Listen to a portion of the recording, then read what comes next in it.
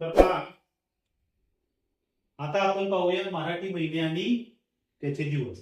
म्हणजे मराठी महिने आणि त्या मराठी महिन्यात किती दिवस आहेत आणि ते कोणत्या महिन्यात किती दिवस आहेत हे कसं लक्षात ठेवायचं. तर हा आपला हात आहे, हा हात आहे की नाही.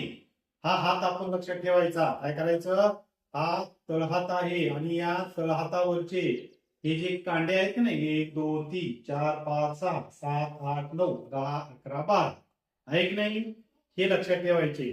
आणि या कांड्यानुसार बघा, चैत्र पहिल्याच्यावर किती, चैत्र, वैशाख, ज्येष्ठ, आषाढ, श्रावण आणि भाद्रपद, हे झाले 6 महिने पहिले.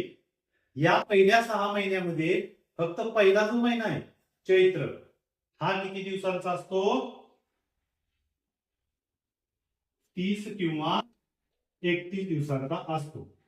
त्यानंतर त्या 6 जे आपण मोजले काढले, 1 2 3 4 5 6, दुसरा तिसरा चौथा पाचवा सहावा म्हणजे वैशाख, ज्येष्ठ, आषाढ, श्रावण आणि भाद्रपद, हे महिने 31 दिवसांचे असतात. किती दिवसांचे असतात, 31 दिवसांचे.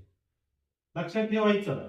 काय सांगितलं, तळहाताचा जो पंजा आहे याच्यावर पहिले ही 6 कांडे येणार आहे. हे सगळे महिने फक्त चैत्र 30 किंवा 31 दिवसांचा, नाहीतर पुढचे 5ही महिने 31 दिवसांचे असतात. आता त्यानंतर हे पुढचे महिने, हे पुढचे अश्विन, कार्तिक, मार्गशीर्ष, पौष, माघ आणि फाल्गुन आहे की नाही, हे पुढचे, हे अर्धे बाजूला झाले. आणि हे जे अर्धे आहे ते अर्धे सगळे 30 दिवसांचे असतात. बघा, अश्विन 30 दिवस, कार्तिक 30 दिवस, मार्गशीर्ष 30 दिवस, पौष 30 दिवस, माघ 30 दिवस, फाल्गुन 30 दिवस. आहे की नाही सोपं, समजून घ्यायला फक्त हे लक्षात ठेवायचं, हे 31 आणि हे 30, याच्यावर महिने मांडून घ्यायचे तुम्ही, चैत्र, वैशाख, ज्येष्ठ, आषाढ, श्रावण, भाद्रपद, आलं याप्रमाणे. इथपर्यंत आलं की 31 सोडायचं.